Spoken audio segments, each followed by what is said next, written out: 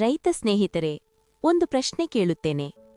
ನೀವು ಯಾವಾಗಲಾದರೂ ಹೀಗೆ ಯೋಚಿಸಿದ್ದೀರಾ? ಒಂದೇ ಗ್ರಾಮದಲ್ಲಿ ಒಂದೇ ಮಳೆ, ಒಂದೇ ಕಾಲ. ಆದರೂ ಒಂದು ಹೊಲದಲ್ಲಿ ಬೆಳೆ ಗಾಢ ಹಸಿರು, ಪಕ್ಕದ ಹೊಲದಲ್ಲಿ ಎಲೆ ಹಳದಿ. ಒಬ್ಬ ರೈತ 1 ಚೀಲ ಗೊಬ್ಬರ ಹಾಕಿ ಸಂತೋಷ, ಇನ್ನೊಬ್ಬ ರೈತ 3 ಚೀಲ ಹಾಕಿ ಚಿಂತೆಯಲ್ಲಿ. ಇದು ಏಕೆ? ಬೀಜ ತಪ್ಪಾ, ಹವಾಮಾನ ತಪ್ಪಾ, ಅಥವಾ ಗೊಬ್ಬರ ಕೆಟ್ಟದಾ?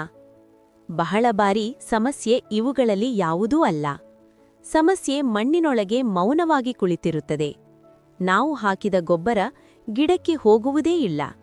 ಮಣ್ಣು ಅದನ್ನು ಹಿಡಿದುಕೊಂಡೇ ಇರುತ್ತದೆ. ಹೊರಗೆ ನೋಡಲು ಮಣ್ಣು ಸರಿಯೇ ಕಾಣುತ್ತದೆ, ಆದರೆ ಒಳಗೆ ಅದು ಆಹಾರ ಬಿಡದ ಸ್ಥಿತಿಯಲ್ಲಿ ಇರುತ್ತದೆ.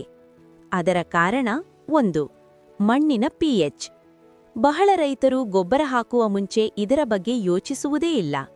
ಆದರೆ ನಿಜ ಹೇಳಬೇಕಾದರೆ, ಮಣ್ಣಿನ pH ತಿಳಿಯದೆ ಗೊಬ್ಬರ ಹಾಕುವುದು ಅಂದರೆ ಕಣ್ಣು ಮುಚ್ಚಿ ಹಣ ಹೂಡುವಂಥದ್ದು.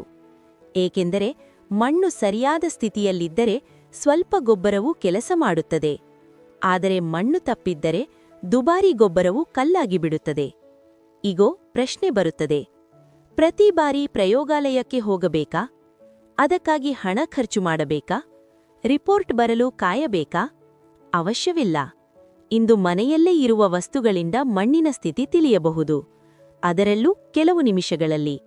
ಆದರೆ ಅದಕ್ಕೂ ಮುಂಚೆ ದೊಡ್ಡ ತಪ್ಪು ಏನು ಗೊತ್ತಾ? ಮಣ್ಣು ತೆಗೆದುಕೊಳ್ಳುವ ವಿಧಾನ ತಪ್ಪಾಗುವುದು. ಒಂದು ಮೂಲೆಯಿಂದ ಮಣ್ಣು ತೆಗೆದು ಪರೀಕ್ಷೆ ಮಾಡಿದರೆ ಪೂರ ಹೊಲದ ಸತ್ಯ ಗೊತ್ತಾಗುವುದಿಲ್ಲ. 1 ಎಕರೆ ಹೊಲದಲ್ಲಿ ಕನಿಷ್ಠ 8 ಜಾಗಗಳಿಂದ ಮಣ್ಣು ತೆಗೆದುಕೊಳ್ಳಿ. ಮೇಡು ಹತ್ತಿರ ಬೇಡ, ಮರದ ಕೆಳಗೆ ಬೇಡ, ಗೊಬ್ಬರ ಹಾಕಿದ ಜಾಗ ಬೇಡ. ಹೊಲದ ಮಧ್ಯಭಾಗದಿಂದ ತೆಗೆದುಕೊಳ್ಳಿ. ಮೇಲಿನ ಒಣಪದರ ತೆಗೆದು ಸುಮಾರು 6 ಇಂಚು ಆಳದಿಂದ ಮಣ್ಣು ತೆಗೆದುಕೊಳ್ಳಿ. ಎಲ್ಲವನ್ನೂ ಸೇರಿಸಿ, ನೆರಳಿನಲ್ಲಿ ಒಣಗಿಸಿ, ಚೆನ್ನಾಗಿ ಪುಡಿ ಮಾಡಿ.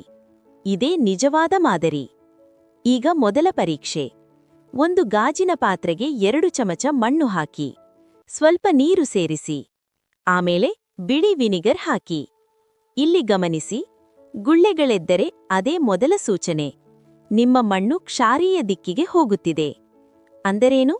ನೀವು ಹಾಕುವ ಕೆಲವು ಪೋಷಕಾಂಶಗಳು ಗಿಡಕ್ಕೆ ತಲುಪದೆ ಒಳಗೆ ಸಿಕ್ಕಿಕೊಳ್ಳಬಹುದು. ಜಿಂಕ್, ಲೋಹ, ಕೆಲವು ಗೊಬ್ಬರ ಪರಿಣಾಮ ಕಡಿಮೆಯಾಗಬಹುದು. ಇಗೋ ಮತ್ತೊಂದು ಸ್ಥಿತಿ. ಬಿಳಿ ವಿನಿಗರ್ ಪ್ರತಿಕ್ರಿಯೆ ಇಲ್ಲ. ಆಗ ಇನ್ನೊಂದು ಪರೀಕ್ಷೆ. ಇನ್ನೊಂದು ಪಾತ್ರೆಗೆ ಮಣ್ಣು ಹಾಕಿ, ನೀರು ಸೇರಿಸಿ, ಅಡಿಗೆ ಸೋಡಾ ಹಾಕಿ. ಇಲ್ಲಿ ಗುಳ್ಳೆಗಳು ಬಂದರೆ ಮಣ್ಣು ಅಮ್ಲೀಯ. ಅಮ್ಲೀಯ ಮಣ್ಣಿನಲ್ಲಿ ಏನಾಗುತ್ತದೆ? ಬೇರುಗಳ ಚಟುವಟಿಕೆ ಕಡಿಮೆಯಾಗಬಹುದು, ಎಲೆ ಬಣ್ಣ ಬದಲಾಗಬಹುದು, ಕೆಲವು ಬೆಳೆಗಳಲ್ಲಿ ಬೆಳವಣಿಗೆ ನಿಧಾನವಾಗಬಹುದು. ಆದರೆ ಇನ್ನೂ ಹೆಚ್ಚು ಸ್ಪಷ್ಟವಾಗಿ ನೋಡಬೇಕೆಂದರೆ ಒಂದು ಸಹಜ ವಿಧಾನ ಇದೆ. ಕೆಂಪು ಎಲೆಕೋಸು ತೆಗೆದುಕೊಳ್ಳಿ, ಸಣ್ಣ ತುಂಡು ಮಾಡಿ, ಸ್ವಚ್ಛ ನೀರಿನಲ್ಲಿ ಕುದಿಸಿ. ಸ್ವಲ್ಪ ಹೊತ್ತಿನಲ್ಲಿ ನೀರು ನೇರಳೆ ಬಣ್ಣ ಆಗುತ್ತದೆ. ಈ ನೀರು ಮಣ್ಣಿನ ಭಾಷೆ ಹೇಳುತ್ತದೆ. ಮಣ್ಣಿಗೆ ಸೇರಿಸಿಬಿಡಿ, ಸ್ವಲ್ಪ ಹೊತ್ತು ಕಾಯಿರಿ. ನೀರು ಗುಲಾಬಿ ಬಣ್ಣ ಆದರೆ ಮಣ್ಣು ಅಮ್ಲೀಯ.